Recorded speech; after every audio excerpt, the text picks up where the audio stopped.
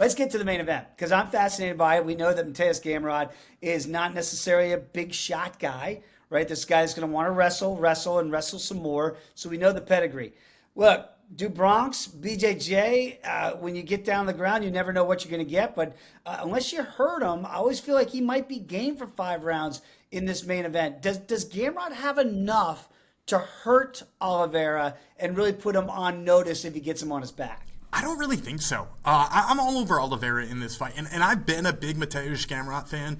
I love the way he grapples. I love the style of his game. I'm like one of the only guys out there who I think really enjoys his style. Him and Merab, love that. Give me more of that. But like on that note, we watched what happens when he can't get close to a fighter, right? He couldn't get close to Dan Hooker. He's spamming those overhand rights to try to get in on the legs, to try to hurt him, to try to set something up. And what did Dan Hooker do? He poked him and moved away, poked him and moved away.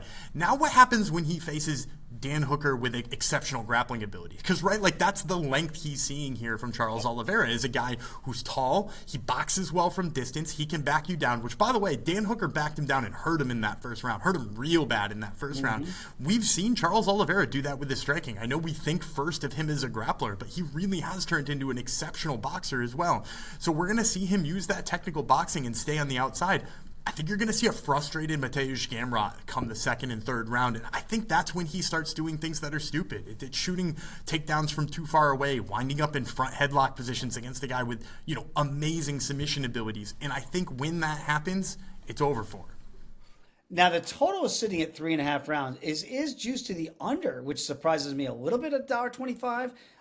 Do you think that if there's going to be a stoppage, you and I both think that that would come from the Oliveira side, not necessarily the Gamrot side. Do you think Chucky can get it done inside of what would be 4.5 rounds, essentially? Yeah, so I do think he can get it done inside the distance, but I think the inside the distance play would be where I live there because mainly, while it's listed at 3.5 and it's juiced to the unders, I do think there's a good chance it hits the over for the purpose of the fact that, like I just said, it's going to take frustration from Gamrot for him to make that mistake. He is not going to make that mistake early. He's not going to shoot from too far away in the first round. He's not going to shoot from too far away in the second round. It's after he's eaten 100 jabs and he's whiffed on 16 overhand rights and he's getting tired in the third round, then he shoots the sloppy takedown. And will that come in the first half of the third or the second half of the third?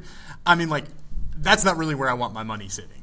And look, I'm not going to lead the witness down the primrose path much longer, Rob. And we talked about it off the top of the show today. We're going to get to the Modelo plays that you have out there. But it does get reinforced. And maybe, again, the way that I'm handicapping it, and I am always fascinated by the numbers and what they show, right? But my perception is that Mateusz Gamrot can't hurt Charles Oliveira. Can he wrestle him? Absolutely. Can he hold him down? For sure. Can he control him? That's going to be the big question as to where you go in almost a pick 'em fight. I am going to be leaning to the side. I will be playing Du Bronx, Charles Oliveira, in this main event against Gamrot. I would look to the over as well, 3.5 rounds, because I do think if Charles does damage, it probably would come later. Because you would think Gamrot early on, that's where his advantage would be. Now, if he can sustain it for 25 minutes, I'll tip my cap to him at the end of the night. I see him wearing down a little bit because I think Charles is going to be so hard to control for 5 rounds. And that's why I like Charles late. I'll play him. I do think he might be able to get a finish late, but I'm with Dan. I think it comes after 3.5 rounds. I'll be playing the over at plus money, and I'll be playing Charles Oliveira at right now minus $1.12. I like it. I totally understand the reasoning. And hey, you guys have me second guessing my side, but I'm going Gamrot here. But I want to give the reasons why. And it's, and let's not forget, this isn't the original matchup, right? We had Rafael Fiziev going in there against Charles Oliveira. And what was it? Maybe 2-week notice we got this replacement, which props to Gamrot for stepping in there. And I think it's definitely a huge test for him.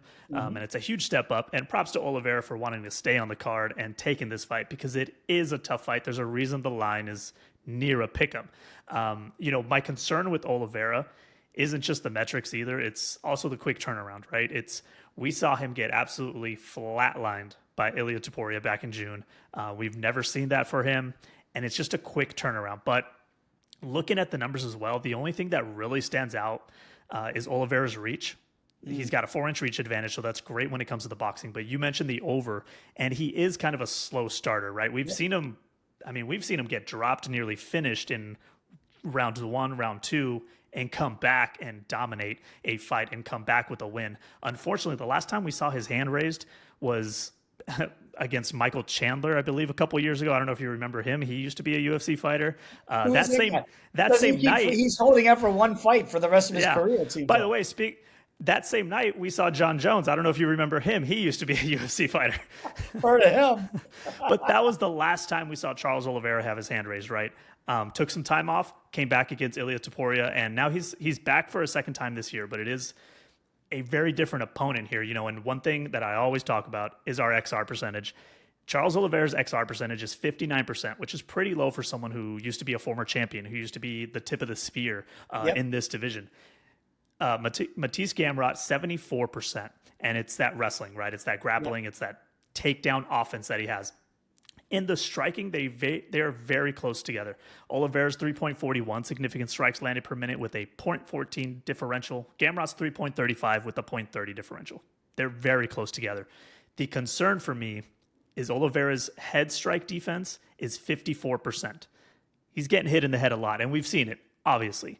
Gamrot has very good head defense. He's got 71% significant strike defense to the head. So he protects himself. He's hard to hit. And in the grappling, Gamrot has a 90% control rate when it comes to that clinch and ground. Can he control a guy like Charles Oliveira? That's the big question. Gamrot also has a 91% takedown defense.